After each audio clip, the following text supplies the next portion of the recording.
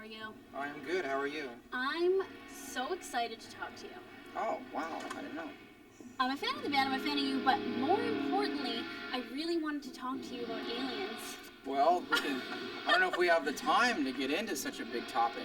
Like, this is really why I wanted to meet you, because I know you're passionate about UFOs and aliens and conspiracies and a number of things going down that path.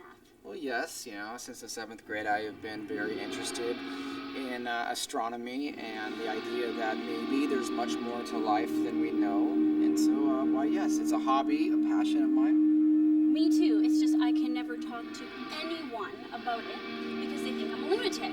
Well, that was part of the disinformation campaign put together in the 50s to make people look weird when they talk about it. Exactly. But what can you do? Okay, so without I guess going too far into this, I mean, I do want to touch on it. I want to know if you've had an experience. I have not been abducted. I've had my rectum played with by a neighbor, but it wasn't an alien. But I have had some really interesting things go down. I worked with one of the most famous researchers in the field, and he was gathering top secret testimony to have open congressional hearings. So he collected 100 hours of it, and I was the first person he gave stuff to. So I had 36 hours of this stuff handed to me, and I swear my phones were tapped for 3 years, and I had it at my house. I as well had numerous conversations with government, some insiders that have told me things that I have corroborated over the past few years, one of which that we've been mining on the moon for 30 years. I was told that 8 years ago, but now it's coming out a little bit in the press. Do you guys care? I deeply care about this. This is great conversation. Why were you the one that guy gave the materials to in the first place? Well, I contacted him when I used to play in Blink, and I figured he would talk to me because at the point I was, I don't know, I was just a little young rock star kid. So, and he did, and so I started flying him out. I started flying out people from MTV in America to his house. I flew him and this aerospace engineer out to LA to meet with people in the movie industry, and I was just trying to do my part, whatever I could do to corroborate, some of the things that he was discovering with media and see what we can do to get the message out there. This is not Dr. Stephen Greer. Yeah, Dr. Stephen Greer. It is Dr. Stephen Greer. He's a ufologist. She really is obviously into this kind of stuff. You don't understand how much I'm into it. But I'm honestly serious. Like, I'm probably going to get in trouble for wasting time talking about this. No, I'm not wasting time. I don't think I'm wasting time. This is the greatest story of human history. It's just I cannot have these conversations with anyone. So yeah, I think that we might be soulmates. Oh, we might be. But I think soulmates need to, there's a lot of sex when it comes to soulmates, I think. That, it's pretty gnarly. No, you can be soulmates with, your friends. Oh, yeah. We're just friendly soulmates. Okay, that sounds great. But I'm just glad that you know who Dr. Stephen Greer is. So that was a pretty big... Well, I was wondering, so do you still have these materials? Do you still have these audio recordings and things like that? I have them on 2 different formats, digitally and on a bunch of VHS tapes. But a lot of it has come out, and you can find a lot of the stuff. But Disclosure Project, that was when he first put that together, yeah. So you've never seen a UFO? You know what? I don't know. I had a very interesting experience at Stephen Greer's house in Virginia. I've had a cool experience out at Area 51. Went out there one time. I had an interesting experience out in Joshua Tree outside of California with some friends where we were trying to follow some of Greer's protocols to see what would happen, and some funny stuff happened. But I have not had a landing or an alien walk up and play Twister with me. No. You want that to happen? You want to play Twister with an extraterrestrial? I don't know. I'm not quite sure. But I definitely think that if an alien comes down and wants to do perineum massage, I think that I shouldn't do it. Shouldn't? Should, I don't know. I think they might just do it without even your consent. I know, because throughout all of history, the lesser race is always tampered with by the superior race. Absolutely.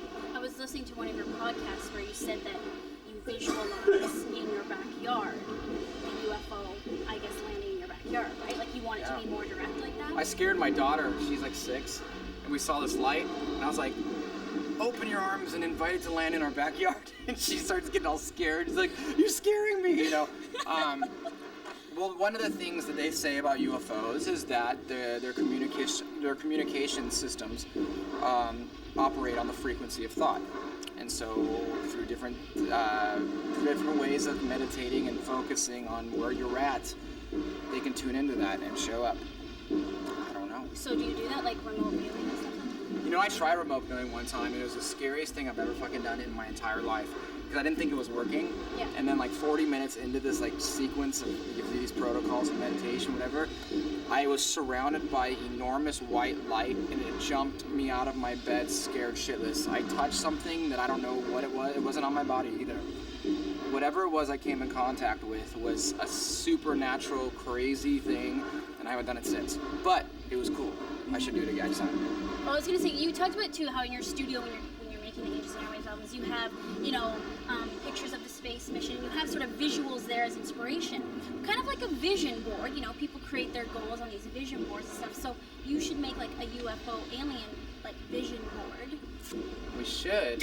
So my band members are already. It's so funny. I have a new band now, and just like my old band, they want me to shut the hell up when it comes to that stuff. Really? Yeah. So no one, you're the only one in the Angels and Airwaves that thinks like this. No, I think most people, including my band, are open to the idea and believe there's something else out there, but they just don't spend much time getting into it. But to me, it's like once you open the door to that kind of a theory, it opens the door to 100 other places of just about who we are and why we're here and what the purpose is, and it's, whether it sends you into near-death experiences or it sends you into ancient civilizations on Earth, or it sends you into like really cool technologies and inventions and just propelling the human race forward, like leaping forward like it's done since the 40s. So I think it's all very interesting. Do you listen to Coast with George Norrie? Every single night. Isn't that the best show? I love it. Yeah. It's just the best show. Okay, we gotta move on, but kind of sticking with the theme because we were talking about space, and you are in cahoots with NASA regarding something. So what the heck is going on? Because you said it was going to happen before the end of 2008, and here we are in the middle of October. A lot of things that I said I'm going to do, we're still doing, but it's taking a little bit longer than I thought. I mean, like the motion picture is almost done. I said I was going to do that 3 years ago. Doing it. NASA was we started conversations with them for a few different things. They wanted some music for some stuff. We want them to work with Mod Life, which is this internet kind of operating system we created that allows bands and whoever to do live broadcasts and pay-per-view events and all these different things, like really futuristic cool stuff. But we wanted NASA to have a free site on there so they could blog from space and this and that. So in all these discussions about these things, one of the things we talked about was involving them on a tour.